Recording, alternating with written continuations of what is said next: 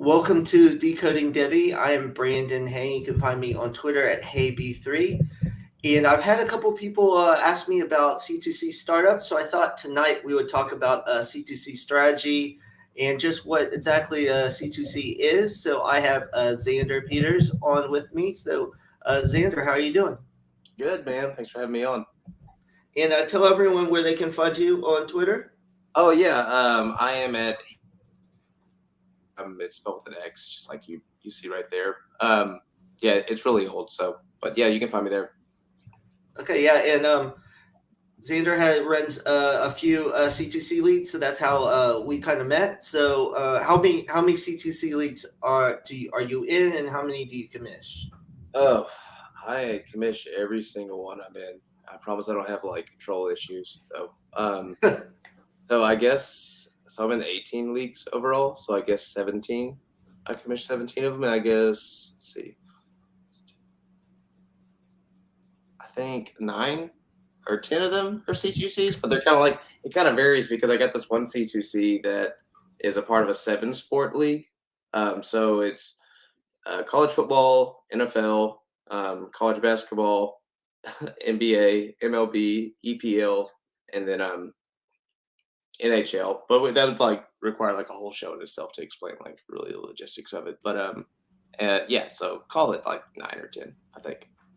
Okay, yeah. I'm in 14 now, so I'm in. I think I'm in one of your Devy leagues and one C2C league, and yeah. So when did you start playing? Let's just go off with some of the questions about like C2C in general with you. When did you start playing C2C? I started playing last season, and I'm already up to 14 leagues. So so it's a very fast moving process. Yeah, exact same for me last season. I don't think I had even heard about it until like midway through the 2020 season. I guess I stumbled across it on the internet somehow. Yeah, definitely. I didn't even know what it was. I heard someone talk about Campus Canton C2C, and like I had no idea what it was called. I knew it had something to do with college football, and then I had to look it up. And then I'd been playing Devy about like 2 or 3 years before last year, so that's how I kind of found out about it. So, what made you decide to start commissioning some of the leagues, or did you just want to be able to start it up yourself?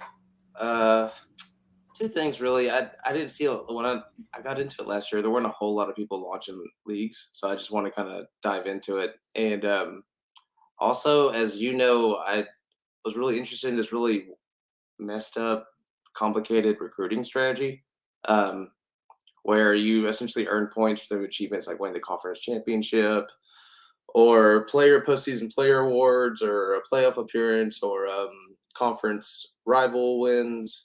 So I was really interested in doing that, and I felt like it's kind of an absurd expectation to suggest it to anyone else. So I figured I might as well go ahead and run it. No, that makes sense. We'll definitely get into that a little bit, because it's different than a lot of other C2C leagues I'm in the one where we're doing the auction style and everything. And so we'll talk about that. But I just want to talk about C2C basics. For anyone that has not been, in a C2C league or doesn't know what it is, pretty much it's a fantasy football league where you have not only a college side, but an NFL side. You can win both sides. You have a full roster on both sides. And like Devy, when the college players go into the NFL, they come directly onto your NFL roster. And usually it's split up. Sometimes it's split up 50-50. Sometimes they favor the NFL side more, but you can win money on either side. So that's what I kind of like, because there's so many different ways that you can go about when you really start up, do a startup draft and everything. So, and then, it's a little different too, kind of say a little more, even more extreme than Devy, because I know because some people that aren't in Devy leagues, when the rookie draft comes along on the NFL side, it's what they call Devy depleted. There's not as many players as in, just regular dynasty format. And it's even more extreme in C2C since you have, 45 people, 45 players on your roster. It's even a smaller amount of players that come out, kind of the players that come out of nowhere, or or on the lower level college side. So there's that. And the rookie draft doesn't have as much. And then there's also supplemental side on the college side where you have 15 rounds where you can draft either freshmen or players that haven't been taken before. So this is where I'll kind of get you involved on the college waiver process. I've been in leagues where on the college side that there are no waivers, that there's only 2 waivers during the season, that there's all the waivers. What do you what do you think is the best way, or the way that you prefer to have the college waivers in C2C leagues? I don't know if this is kind of controversial on my end in the C2C community, so to speak, but because of that weird recruiting thing, and let me like kind of briefly explain it as fast as possible. So it's everyone, say 12, 16 guys, however big the league is. Everyone has 6 players to recruit an auction draft at first. So you go through that and you use the money you earned like recruiting or through points that you earned in achievements, kind of like I explained a moment ago. And then we have a 6-round traditional linear draft. So I actually, just to get back to your question, I set it at 25 draft moves a season. I mean, 25 waiver moves a season. Just because to give kind of people a handicap in case they're maybe they don't do very well in the auction or any kind of either the supplemental draft. So just so they can keep building their team throughout the year. No, I like that too, because I've heard some people say that they only do very little because it would be too overwhelming for new players. But I think the way you think about it is even better, because I know I did my first C2C league last year, and I didn't really know what I was doing. I was drafting a lot of players that like I had heard of, but aren't necessarily like great college producers. So in some leagues, when there were no waivers, it's kind of like you're stuck all season. Like I thought, especially at the tight end position, I think, especially in college, it's really hard to you think there might be tight ends that are going to be really good. One example is when I first started, I drafted a lot of Theo Johnson, tight end from Penn State. He was getting a lot of hype and everything, and he did very little. So without those waivers, there's one league where I had to start 2 tight ends, and there's no waivers. So literally, I there were players in those positions, but they didn't play. So it's like Right. I was taking 2 zeros every week. So it's definitely I like that there. I don't think it should be a total like free for all where you have as many as you want. But I think there's somewhere in the middle, the 25. Some that are 8. I think that's fine. Some are you can just do 2 a week. So that kind of equals probably similar to what your number is. Mhm. So I think that's good, because for people that are just starting off, I would think, obviously I'm, just like you, as much of a degenerate that like, even though, even though I was getting zeros for tight ends for, multiple weeks, I still, enjoyed playing, but there's to be some people that might turn them off and like, I don't want to play Right. anymore. So, another thing I'm going to do right now is just show kind of like the roster construction. So for the college side, it's going to be on Fantrax. I know probably if you've been anywhere around Twitter or anyone, you know that a lot of people don't like Fantrax. Um, I will say this year it looked like it was getting a lot better, getting the players in, and then like in the last week, like players disappeared and everything like that. So it's kind of the norm with them. Uh, Sometimes we have to use a lot of times when we do the college side, we have to use a spreadsheet, and then I've never commissioned a league like that, but I'm sure that's a pain in the ass to have to add all those players. No, it's where to start with kind of the pains in the asses with fan tracks. It's not that bad. Like moving, adding the players, you kind of get a rhythm to it, and guys are so rightfully anal about things that they'll point it out if you make a mistake, and you get that it's easy to fix. But kind of like you're saying about fan tracks, man, it's like shout out to Nathan, the customer support fan tracks out if you're out there listening by chance. Dude, you are real ones, but it's been a nightmare kind of running things through that app this off season. But it's I kind of I prefer using like Word docs just to keep track of everything. It's easy, just moving everything back and forth. Is this one of the leagues we're in together? Yes, yes, Okay, this is MLF. yes, yes. So this one, so for example, most of the, or at least most of the C2C leagues I've been in, there's two quarterbacks. Different than the NFL and Dynasty is that there's so many college teams, you don't really need a super flex because there's plenty of quarterbacks to go around. So you have to start two quarterbacks, like we have two quarterbacks here, two running backs, two wide receivers, a tight end, and in this league particularly, we have four flex. And then as you can see, you have a ton of other players. And in this league, you kind of have like a taxi squad, which is usually freshmen can be on here. And as you see, there's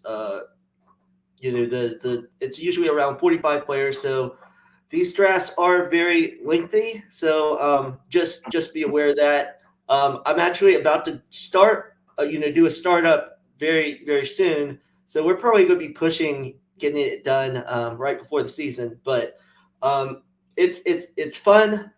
I guess if you really like to draft, because usually there's you pick to either do the NFL or the college side first, and then actually the one I'm about to start is it's all mixed together. Have you ever done a startup like that? No, that sounds like I might need to go see a therapist or something after. That sounds intense, man. I guess. I have no idea. I have no idea what my strategy is going to be because we'll get into. I'll just mention briefly. We'll get into this. So say one side starts first. The NFL side. I've done where I go really young on the NFL side, and then I know I'm going to focus on the college side, so I can do that. You can trade some of your NFL draft picks or the NFL starter picks to get some higher end college players. But in this sense, I mean, since everything's together, I don't even know how you prioritize. I guess you could still do that, but your NFL team might be really, really bad. Say, if you just draft like first 10 picks college, then, obviously the NFL side could be really bad. So that's part of it too. And like Dynasty on the, on the NFL side, it's big rosters, usually around 30 or 40 players. And then, a lot of these players that get moved over, get put straight on the taxi squad because they aren't going to play, right away. Some of them might never play on the NFL side, but they're still going to be on your team. Let me actually see if I can pull the roster up real quick. Oh, and on the NFL side, that's what I was going to get to, but I got too busy talking about how much Fantrax can suck. You can either do the NFL side on MFL and Sleeper, just like regular Dynasty, fantasy football. There's a big divide on it, people liking Sleeper over, MFL, but that's where the NFL side is. I personally like Sleeper better, and I think your leads are usually on Sleeper. Do you like Sleeper better? Yeah, I can't imagine using. Let me amend what I said earlier in case someone from Fantrax is out there. They don't respond to my customer support things anymore. Fantrax, we must do anything possible to not let Fantrax be the MySpace of college fantasy football. Like they're so creative in like their settings, and even though you gotta really have an associate's degree to learn how to like set up a league properly without making some kind of dumb mistake, it's really cool. But yeah, I always used Sleeper on the pro side. At MLF, it doesn't seem I don't get it. That's frankly. Have you used MLF or MFL? I mean, Yes, I use both. I prefer Sleeper because I do a lot of my fantasy football on my phone and the mobile. I mean, you can't really even use the mobile app. I don't even know if you can call it a mobile app. Pretty much, there's a mobile app, and then I go to the actual website and then do things on there. Because there's some, like if you're over the roster limit on MFL, it won't let you on the app. It won't let you drop a player one by one. It'll keep on giving you an error. So I have to go to the actual website to like drop all the players at once, which is kind of a pain. Sleeper, I won't like Sleeper. There's things that they could fix, but what I like about Sleeper is that they are adaptable. They'll listen and they kind of change on the fly. They've already done a lot of updates. I think I like the draft better. I like how the roster show on Sleeper better. You can see all the people you can trade with. So let me get into that. So this is the Sleeper League. This league actually you only start one quarterback. You have but it's a normal lineup: two running backs, two wide receivers, tight end, flex, and you see all these different bench spots. Keeps on going, and then here we go some taxi spots. Like some players like Cole Turner. Who knows? I'm a big Cole Turner fan, but he's on the Commanders. Who knows if he'll really play? We have John Metsy, Jerome Ford. These aren't that bad, but kind of players like Luke Farrell for Jacksonville, tight end. You don't know if he'll ever play, and you probably wouldn't necessarily have him on a dynasty team. But with C2C, they just come right over. And kind of what I was talking about too on look at the rosters and trade.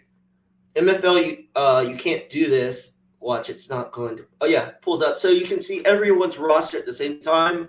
Whereas MFL, you kind of have to go roster by roster, and I like this. It's much easier to see. So that's how the two leagues are set up. There's you can do it on MFL or Sleeper. Now talk about a little more of preferences. So with your C2C teams, you're in multiple leagues. How do you decide what players you watch every week in college football? It depends on the team and the stakes. It varies really. So, like the opening night of Week 1 kickoff, I'll watch Pittsburgh and West Virginia, if I remember correctly. Just because it's the biggest game on. The rest is like everyone's playing like a FCS team Week 1. I'll watch Memphis and Mississippi State in Week 1 because it's going to be a revenge game for Mike Leach because they got embarrassed last year with that weird call. And I also have like guys like Jaquavius Marks. I hope I pronounced his name right. Will Rogers and folks like that. So I guess like if it's not like a team I root for, like Texas or really like any of the Texas-based schools, I'm a Texas State alum. They're really hard to root for. It's really just based on who the highest stakes in a game for me, fantasy-wise. So like the most players I have starting. I put together like this weird note stock. Or like I redo this note stock every week to kind of see how many shares of a player I've started in certain places. It's just so go and move it around. I like spreading out the risk. So I'm real finicky about it. So. Yeah, that was going to be my next question because I know some people on Fantasy Football Dynasty. There's I guess two friends of mine when you're in a bunch of leagues. Do you want all of the same players so you can keep track of all of the players, or do you want to kind of spread it out? But I mean, obviously, when you spread it out, if you're rooting for Zeke in one league, you're probably rooting against Zeke in another league if you spread that part out. So there's kind of a little bit of both of that. And at least for me, I'm a Michigan fan, so I watch the Michigan game every week. And then I'll probably pick another game depending on when we play that I'll kind of keep track of. But one big thing that I think college football could really do is have like a red zone channel. I know they have that. ESPN has that one channel or that one thing where they kind of go goal. It's called goal line or something like that, where they go back and forth. But truly, just like red zone, if they had something like that, I think they could really, even for the people that don't play C2C, that just want to see what's going on. And then a lot of the late night games, once my wife goes to sleep and doesn't mind that I'm staying up watching more football. I'll usually watch some of those and that I didn't watch before. Like I was big into Fresno State and Nevada last year because they had a lot of good fantasy players with Jake Hayner, Carson Strong, Romeo Dubs, all those players. So watch some of those late Pac-12 games. So that's what I kind of do. I kind of like stat watch, I'm constantly looking at the bottom line. Once I see, maybe South Carolina score, I pull up my phone to see, who scored and everything like that. Obviously, it's impossible to keep track of all the players on the NFL side because there's just more teams and everything. I want to get your opinion too for C2C, because some people say, they don't really watch college football, so they don't really know if they want to do that. So do you think C2C is just for the college football fanatics, or do you think truly anyone could enjoy it? Oh, before I get into that, anyone can enjoy it. It's fun, man. It's like it's a numbers game. The deeper you get into it, the more it becomes a strategy game, like any kind of fantasy football. Anyone can get into it, but it really helps if you're a college football nut. And I also wanted to kind of like answer your question to add to like the last thing you said. There were a few moments this year early on where I was just craving football, or this past year. So like the first 2 weeks, I'd go nuts. I would have my TV going right there one weekend, or what, in one corner, and then I'd have my desktop going in another, and I'd bring in another TV. I'd have like three games going on at once, and like the same commercial would come on, but it had like a 3 second lag. I like get disoriented, I was like, oh man, I can't do this anymore. I'm starting to get dizzy. But yeah, anyone can get into CTC. Really, unlike like 2 3 years ago, the groundwork is there, like easy access with campuscanton.com. Give them a little shout out, of course. They've they've put the blood and sweat into gathering all those players with their ranking system. So no, really, I don't think it's. I think it sounds a lot more complicated than it really is. Yeah, definitely. That's why I wanted to show the rosters. And I actually, someone on the Dynasty Nerds Discord said that they were doing a startup, and I don't really care. So a startup I did earlier this year, I just sent them the spreadsheet that we use, so they could see like when players were drafted and Right. those type of things. Because I'm one where I know there's some people probably don't want to give up like their secrets or whatever, but I mean, honestly, there's really no secrets. I mean, what it's like once you play in a couple leagues, everyone's going to start know the players you like and everything like that. I think it's good too because kind of how Devy helps you with regular dynasty. This helps you with Devy and even more on Dynasty because you're going to know all these college players more than the other people in your league. You're going to know you're not going to have to cram for the rookie draft when it happens because you're going to already know who these players are, and you don't have to follow. You don't have to watch every single game. You could just like your team and just kind of stat watch and just kind of maybe check some highlight stuff. It's kind of you're going to learn as you go. And one thing, we're going to talk about some, tips and everything. One thing, just like anything you start, redraft, then you get a dynasty, then you get a Devy, you're going to make mistakes at the beginning. When I started, dynasty leagues, I made some horrible trades. C2C, I thought, my first league, I thought I was going to win the championship easy, and I didn't even make the playoffs. So it's all fun. But the nice thing is, a lot of these leagues are similar buy-ins that regular, dynasty leagues, but you have the more opportunity to get some money back. If you win the college side, if you win the NFL side, there's more opportunity to place. So that's kind of the part I like too. Yeah, I mean, I thought it was so funny. Like you said, I went into it pretty confident last year. I was like, well, I've done all my research, and I had all these complicated rules. I was like, no one has an advantage quite like I do, and I got my ass kicked in 3 out of 4 leagues. On the college side, at least, at least I had some tread on the pro. Did pretty well, but I got the shit beat out of me. But yeah, you get the hang of it after the first year.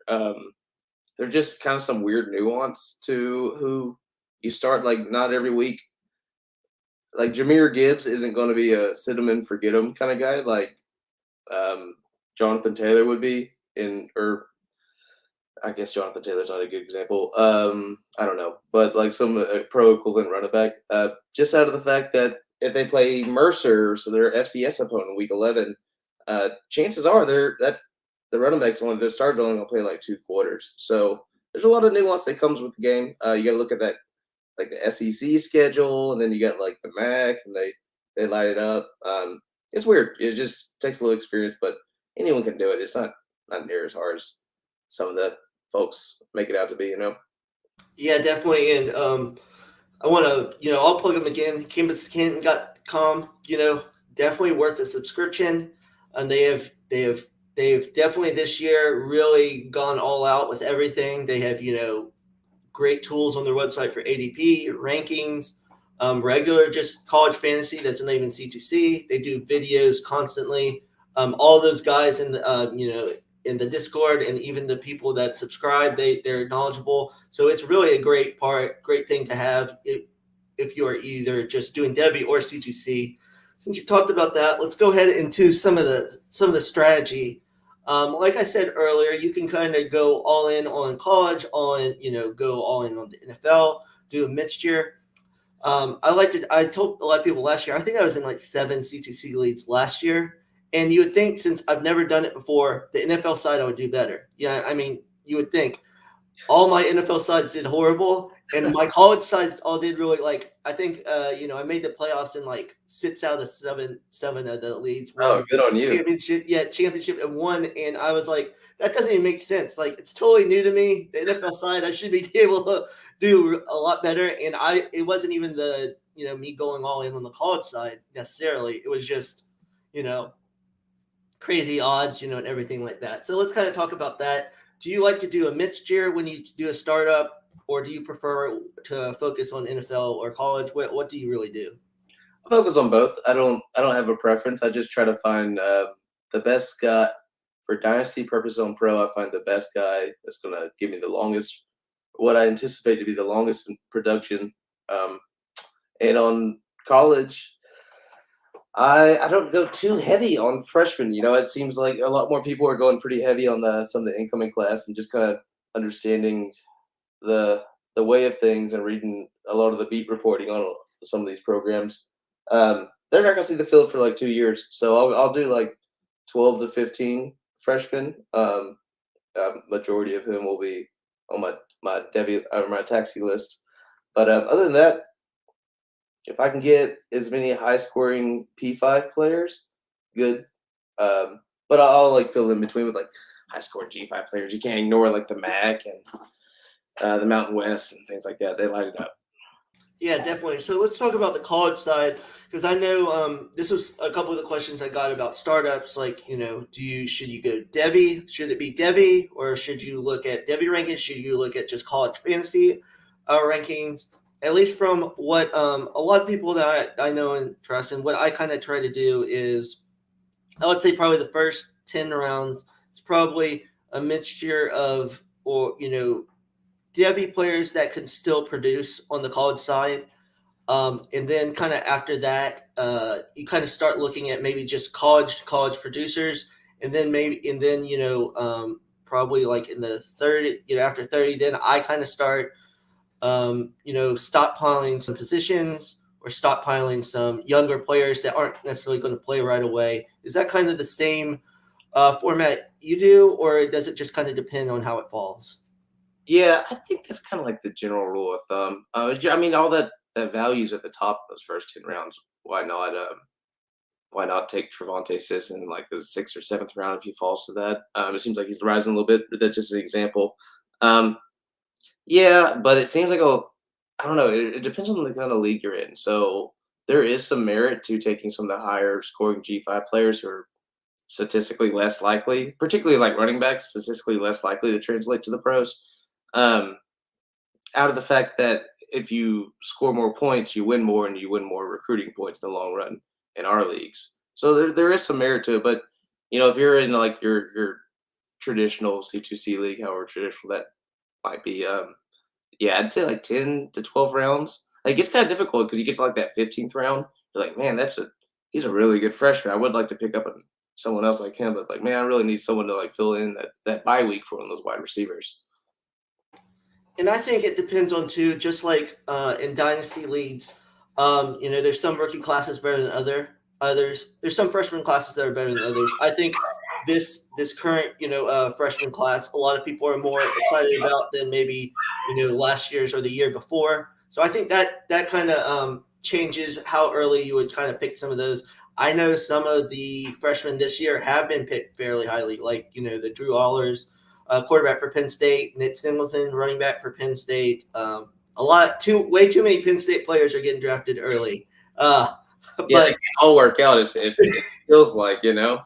yeah, yeah, I'm really hoping they don't all work out because I don't want Penn State to be that good. But, Oh, um, but yeah, so and then there's some teams like the Alabamas, the Clemson's. They're going to get a lot of good players, and sometimes people want to make sure they get a piece of it. Like last year, it didn't really work out for people like me that got a Guy Hall, really high, mm, because I wanted a piece of those Alabama receivers, and sometimes they don't always work out, or sometimes you have to wait 3 years. So you kind of have to um, gauge that part too.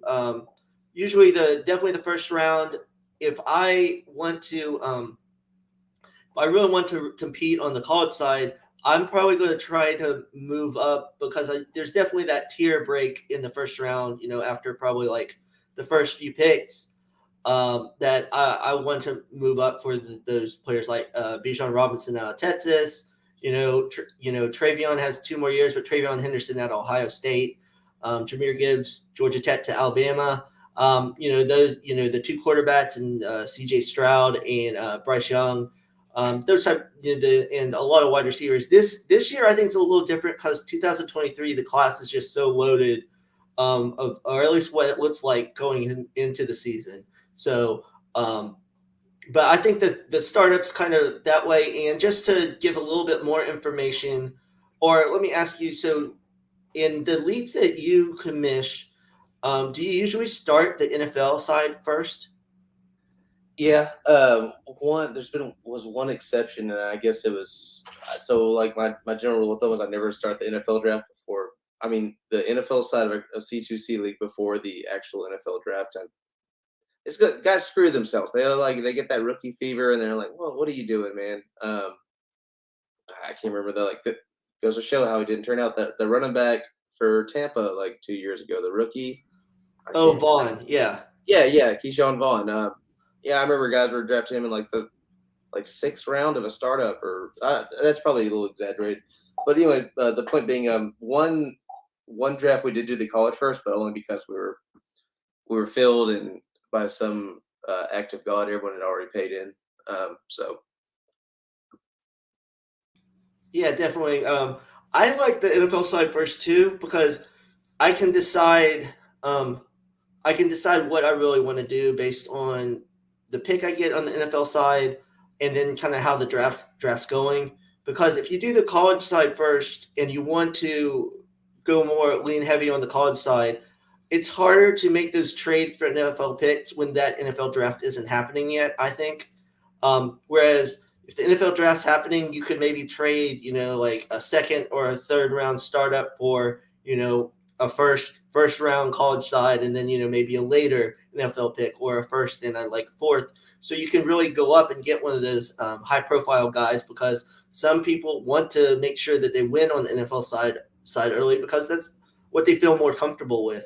I know last year a couple leagues kind of screwed me because I went super young. I went a lot of young players, so I went like Trevor Lawrence and Justin Fields as my quarterbacks, and oof. that still might like do well for me, in a year or two. But last year that was some rough going, some really low point totals on my NFL side. So it's a lot of what you kind of want to do strategy wise. If you want to, like I said, if you want to compete on the NFL side early, you could just build it like like a win now team, and maybe if you have a win now team, then on the college side, you might want to go younger players that, or the more Devy side, Devy high players, because you want those players to come in, and make sure you can replenish when those older players are kind of gone. Like if you're going all in with like the Derrick Henry, Tom Brady, those type of players, make sure you get the college players that say in 2 years are going to be really good in the league,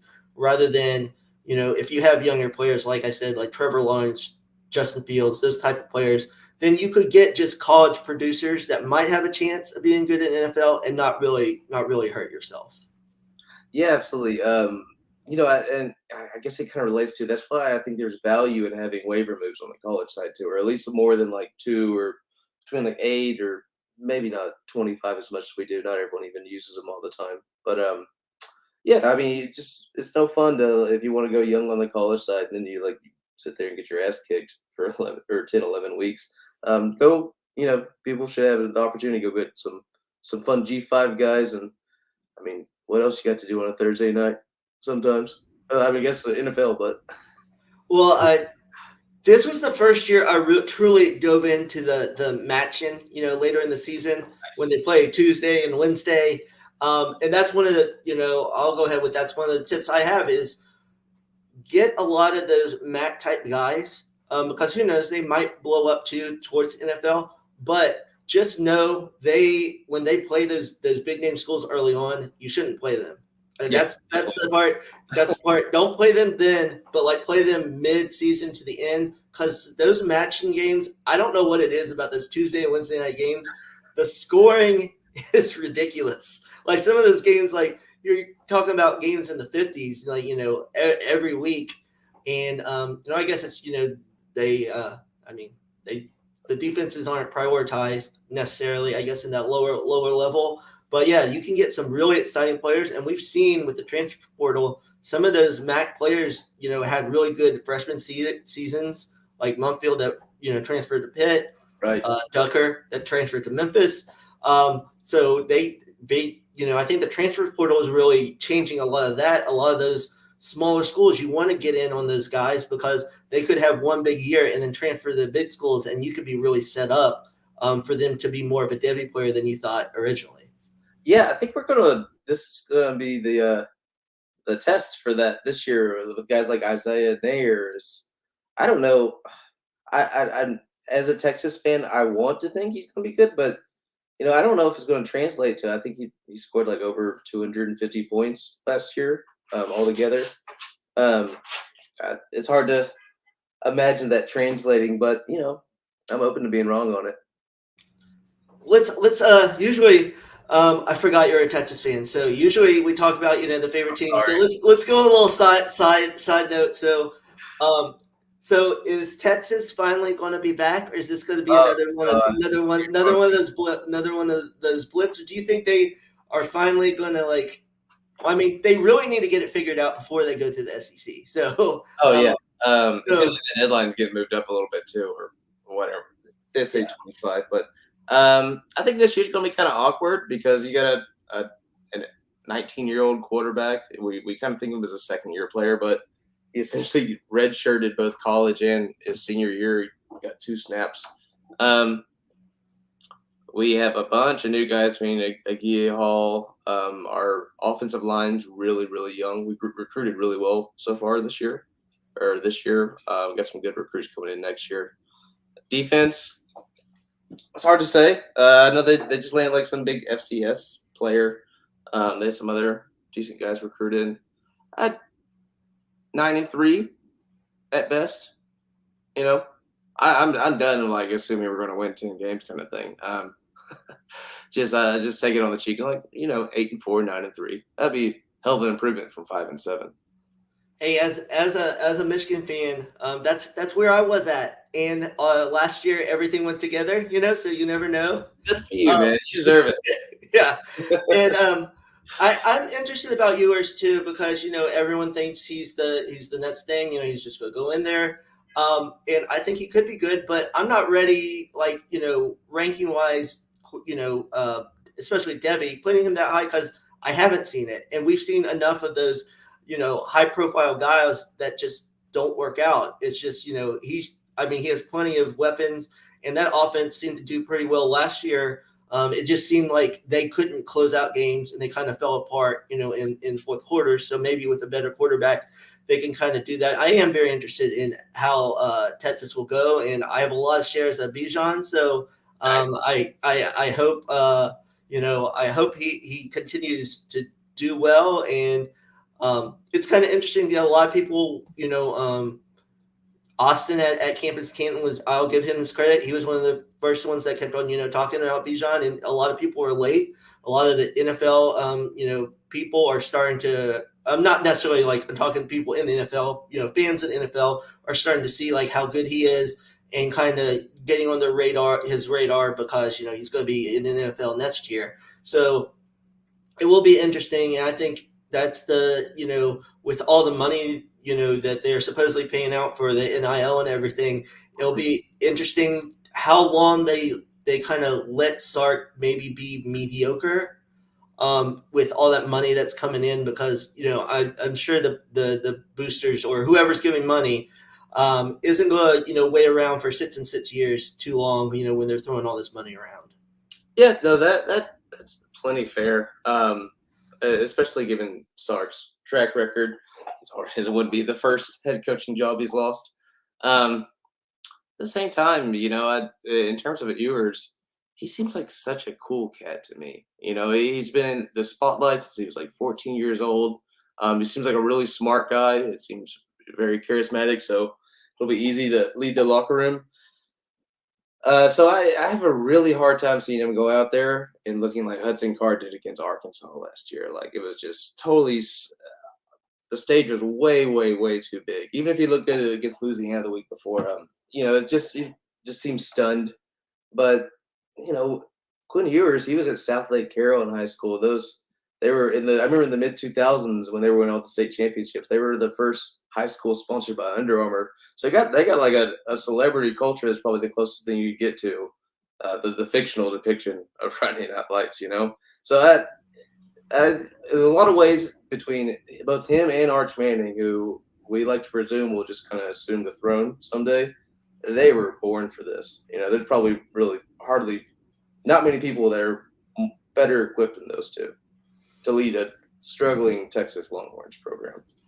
I agree. I'm glad you brought up Hudson Card, because a lot of people were like, just let him play. Let's see what he can do. Kind of like at Oregon with Ty Thompson. But sometimes just those kids, I think people forget they still are kids. They're Right. freshmen coming in, and sometimes it's for the detriment that some of these players come in and light it up right away. So some of those guys need 2 or 3 years. So, and with the college football kind of win now mode, they might need to move on to a different school. And, I think that's fine. I think, a lot of traditionalists don't like that and everything. Don't want players to play early, and everything like that. But it's just the way things are now. You have to play players early, and then if you don't, they might need to move on. Like because Oregon just got Moore, that big quarterback recruit. So it's kind of like, if Ty Thompson doesn't play this year, with Bo Nix there, he's probably going to move on. But that still might be okay for him. And I think that's kind of the exciting part with the transfer portal is it gives these young college players more of an opportunity to not just like have to sit somewhere and just like waste away. They could have made a bad decision when they were 17 and picked the wrong school to go to, and they could still find their way. Whereas before, might not get to play for 3 years because you'd have to sit out that 1 year like they kind of had before. Yeah, I think it's such an unfair expectation to like expect some kid to go sign 4 or 5 years of his life away and then to ride the bench after that. We're essentially think about what was that one guy's name that came in for Tom Brady that 1 year when he tore his ACL. He was behind Matt Castle. Matt Castle. Yeah, I'm sorry, it's been a long day. I couldn't remember his name. Think of like his situation. What if he'd been able to transfer somewhere? He probably has some kind of program record at this point. No, yeah, definitely. And I think it's just so crazy what Nick Saban's been able, and to an extent, Dabo at Clemson, that those guys stay there. And they're like, hey, I'm fine sitting 2 years. And I know if I like ball out that 1 year I get to start, I'm going straight to the NFL. Right. I think it's so crazy that, I mean, obviously the success and everything, but still, they're young kids that probably think like I should be playing, like the Guy Halls and there are some of those, but for the most part, Saban does a great job of, especially wide receivers and running backs, keeping them in the program, and kind of like, and they're fine. But the thing is, they're ready when they get in there that third year. It's just instilling that patience within that. I think it's really crazy. Have you heard? Did you see Saban's recruiting pitch when it was leaked from that kid that recorded on a Zoom? I would imagine. I don't know who it was, but I would imagine he didn't end up signing with Alabama. It's like a year ago, beginning of the pandemic. Did you see that? I don't think so. Oh man, so Saban, like, he sits down with these kids and he tells them, he's like, look, Amari Cooper. I would assume that he was a wide receiver or defensive back. I have no idea who it was, but he's like Amari Cooper in the long list of like really talented wide receivers. He's talking about. I would assume it's a defensive back because during practice they would line up against the best guy in college football. One of them. By the time they get to game day, it felt like practice because they were already playing against more talented players. So that's the pitch that keeps them. But Clemson, on the other hand, I don't know, man. I don't. Dabo Swinney seems kind of set in his ways to like really excel in this new era. This will be a very, very telling year. And every good coach is allowed to have a 9-3 season, like Saban had it in 2010 after they had an undefeated national championship season, and they lost to South Carolina, if I'm not mistaken, that year too. Everyone's allowed to have it, but like in the era like the transfer portal, NIL, and uh, Dabo Swinney's kind of seemingly refusal to really adapt to this era. We'll see. No, I totally agree. And with how bad that offense looked last year at Clemson, I know we were going off the rails, but after this we'll get back. But yeah. But I mean, that defense continues. That defensive line continues. They just got I think a 5-star defensive lineman. That defense is good, so it's good enough, especially in the ACC, to keep them in games. But if they have another bad offensive year, it kind of is like you're kind of looking like, does he need a elite quarterback for that offense to run? Like, a Trevor Lawrence, before that, a Deshaun Watson, and if he doesn't have that, it kind of looks like if that's truly what it is, they might have to go all in on these, elite quarterbacks and kind of adapt to the NIL type thing. Last week I had Matt Bruning on and we talked about NIL and all that and how crazy it is. And there's been things that coming out where there's clauses in like the contracts about, where some of those payments aren't going through and everything, which it was bound to happen. I'm a little surprised it happened this soon, but you knew it was good. There's going to be kind of things like in the movie, Blue Chips, when Penny Hardaway wanted to leave, but they were like, well, we're going to take your mom's home, so you got to stay here. Right. So you knew there's going to be some kind of those kind of agreements where,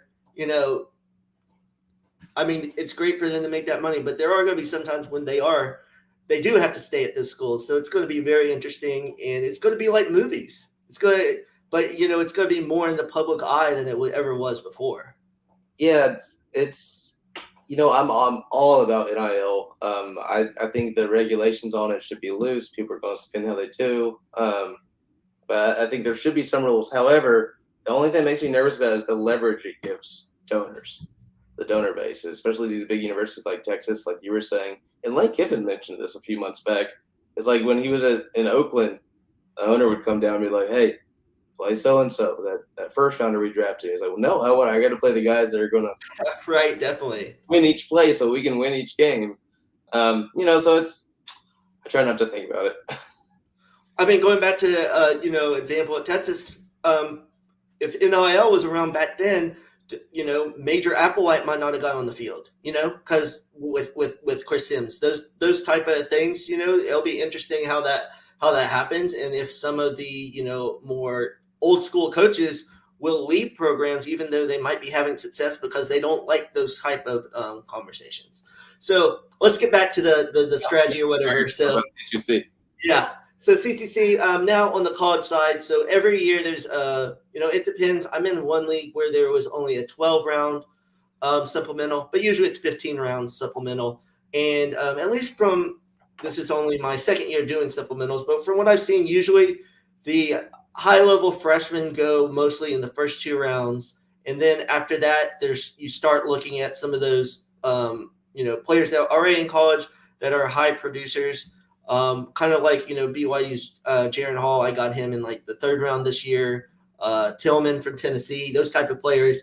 Have you kind of seen that where it's mostly the high-level freshmen, first couple rounds, then you kind of see some of those high producing players, and then it kind of goes back to the rest of the freshmen. Is that what you've kind of noticed?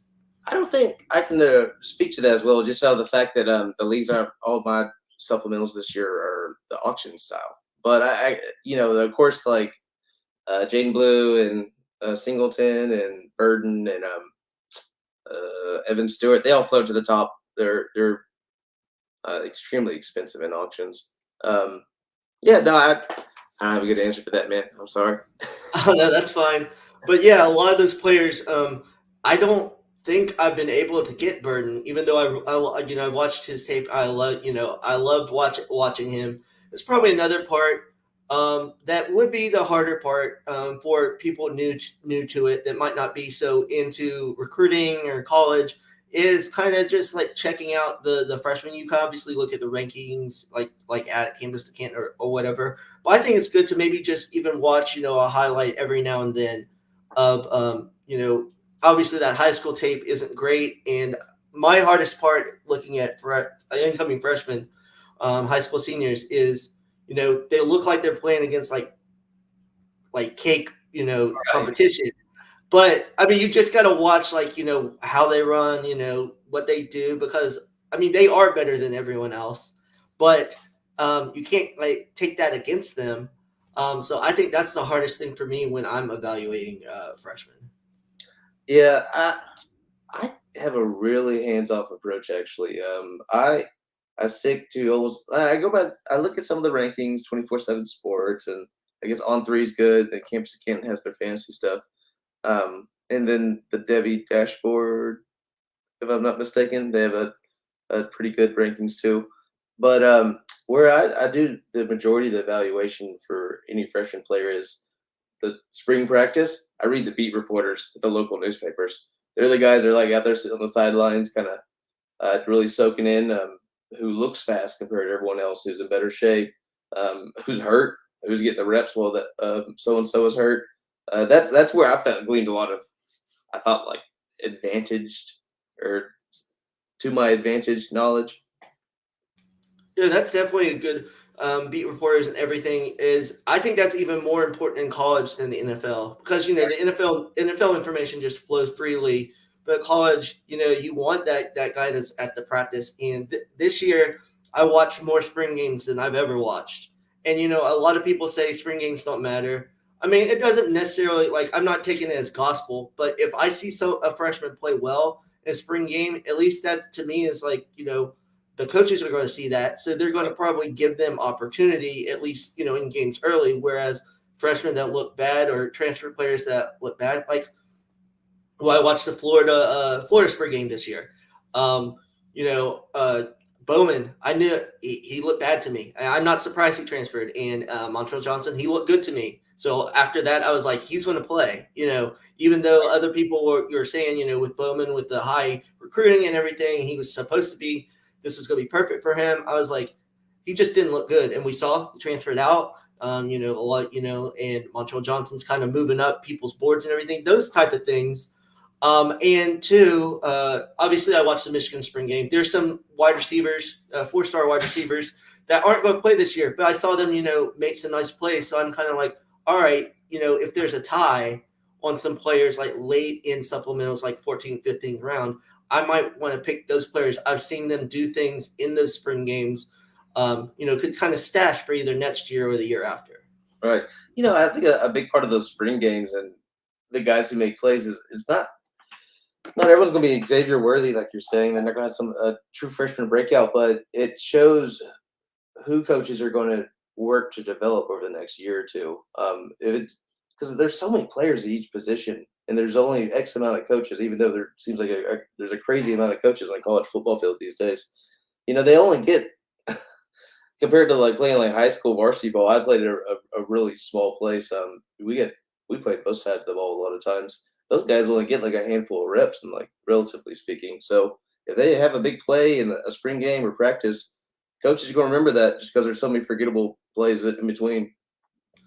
Definitely. And talking about like the Alabamas and Clemson's, like especially Alabama, they bring in so many high end wide receivers and running backs and everything. So if there's that many, then like if you just make one play, in practice or a spring game, they're like that's obviously going to be in those positional coaches, minds. So they're going to maybe if you make a mistake in the game, but they're like, well, I know this guy can make these plays in practice and everything. So I'm going to give him a little more leeway, give him a couple more opportunities. Whereas if you don't do well in practice or in the spring game, I mean, it's going to be hard for you to even get on the field at some of those places. Yeah, and like you mentioning like how if a guy makes a mistake in a game, that's such a good indicator if he corrects that mistake in a guy like Saban's mind.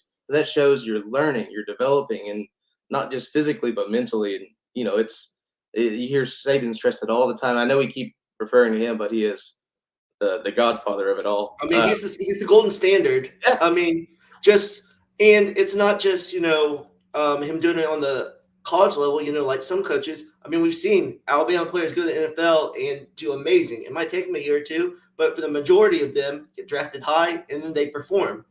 For a certain amount of time. So to talk about on the college side.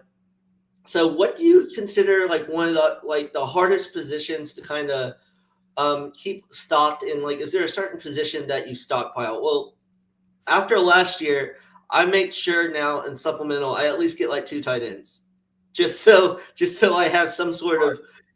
Actually, there was a C2C league last year. I only picked 1 tight end, like in 45 rounds. I did not I wasn't trying to do that, and they were all making fun of me afterwards. Like I didn't even know and it was Cole Turner. It was a good tight end, but like now he's gone, and like I had no one. So in the supplemental, I had to pick like 5 tight ends, just to replenish that. But is there a certain position that you try to stockpile more than others?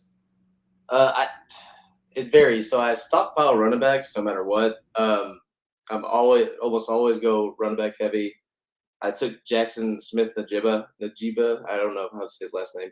In the first round, a 16-man startup, just because I was at the end of the round, and there weren't any like really even Sean Tucker had gone at that point. But other than that, positional wise, what I learned from last year, my first year, quarterbacks on the college side, like if you don't have guys that are averaging between like 26 to like 33, 34, if not more points a game, like the Tanner Mordecai's and folks like that, you're not going to win. Like you're going to be like a if not a bottom feeder, then like a permanently stuck in the middle in your college side. Like that, it seems like that point differential, if you can just keep everyone else steady on your roster between among the skill players, and if your quarterbacks boom, that seems like be the difference maker in a lot of, unless it's just like if someone misses a player or something like that, or starting a player. I mean, Oh yeah, totally. And I made a couple trades. Y'all probably talk about this after I make this point. So I had Zappy and Hartman, from Wake Forest in Western Kentucky, and they were putting up like 60 points. So it made up for when a running back had a bad game or when because even these really good players, in college, there's going to be bad games, even when they play bad teams. That's going to happen more often probably than, NFL players, because, obviously the NFL players, they don't have to go to class. They don't have to worry about, like all this other thing. They can focus on football. They're not teenagers. Yeah. So, college, there's so much that we don't know that happens, because the coaches don't want to tell you if they have an injury, because a lot of people rumors that Tank Bigsby had an injury last year, and that's why, he wasn't as good and everything, but we don't know. And I think sometimes the coaches think that they're protecting the players, which in a way they are, but in the, public perception, they're probably hurting them, because if they play poorly, if we knew more, like, oh, they have an injury, maybe that's why, he, fumbled or he threw an interception. But I understand not the college coaches not wanting to give up that, that advantage and everything. So there was something I was going to talk about right before I said that, and now I do not remember what it was. While you're remembering, man, that the whole injury list thing, or the reserve list in college football, is such a weird, antiquated thing. That the fact they don't release these players' names. And to kind of add like what you're saying is, I think they will probably have to evolve on that, just because with NIL and everything, players are becoming their own personalities, unlike they were before. I mean, they're not like just like kids with a YouTube channel or something. They're big brands in their own, like Tom Brady, TB12 kind of thing. Yeah, I don't remember if this is exactly what I was going to talk about, but another strategy type thing, and I actually told a couple of people that asked about startups is a lot of times if you don't think your NFL team's going to compete this year and you have older players like I had Cordero Patterson or those type of players, you can definitely trade those to the competing NFL teams, or in your CTC league and get like great value on college players. You know, like I mean Cordell Patterson might give you another year, but I was able to get some really good college players that helped me a lot, and that are probably going to be NFL players because they want to win on that NFL side because a lot of these C2C leagues, the NFL side gets you more money. So, they kind of, so that's why I said, kind of mid-year, kind of reevaluate. You might have a strategy, reevaluate where you are, and then kind of make some trades maybe on the college side to get some players, and to get like those throw-ins and everything like that. Yeah, so you kind of remind me of a trade I made in that minor league football, the 16-man C2C that you brought up earlier. So what I like to do is I look for the guy that's looking to make a push in the college side. If I need to improve my pro team, like at the time I need to make a push for on the pro side of having a good playoff run and everything too. So it was worth it. And the guy I traded with was making a push on the college side. And so essentially, like, you're going to get a lot better deal if you got that kind of leverage. I can't remember the exact trade, but it was, I know I sent Tyler Beatty. I wasn't competing on the college side. I was a middle feeder. And Sam Laporta and like two other like kind of like nobody players. I got Travis Kelce on the pro side just because he wasn't competing on the pros. I wasn't competing on the college. And he valued those players a lot more because of how many points they're scoring because they wanted to win the championship. So I just kind of took advantage of it, and we both felt good about it afterwards. But at the same time, it's all about like timing and the leverage you can create in those situations. Definitely. Now I remember what I wanted to talk about. All right, so it had to do with quarterbacks. So I think, at least, and we'll kind of finish the show on this. I think what I've decided is kind of stockpiling quarterbacks. I like to have, probably at very least 5 on there. Especially if you're starting to. So I want to get, the high profile ones that I think have an NFL future. That's hurt me with DJU. So he's another player where Honest mistake, man. yeah, and to be honest, I'm just he's kind of the player you just have to roll with because you're never going to get the value for it, and you're probably never getting a trade now. So you just got to hope he figures it out and does it in the NFL. Maybe is like a 4th or 5th rounder in the NFL, and then just kind of finally something clicks once he gets there. But anyway, those type of players, and then I get a couple of those like Matt quarterbacks that I know are going to stay there like 3 or 4 years. I think that's really important. You get those younger guys that they might not even be that good. Like Gabbert's brother is at Miami of Ohio. I don't think he's very good, but he puts up points. He gives you like 25, 30 points. And he's only a sophomore this year. Yeah. So yeah, and like one here in supplementals, Aiden O'Connell out of Purdue. They're going to put up big numbers there. Different players like that. But I have some of those guys, some of the lower level guys, and then even just like I said, the lower end Power 5 guys, like guys at Duke, at not Vandy because they've been bad the past couple years, but like Missouri with Beatty last year, and those type of even at Missouri last year with Basilek, he put up like fairly good numbers for a middling quarterback and everything. So I think that's important. Not just look for the guys that are the high level quarterbacks, but you need some of those mid level guys that are going to stay there 4 years. And I'm always going to be able to fall back on him if like one of those quarterbacks has a tough opponent, like in the SEC.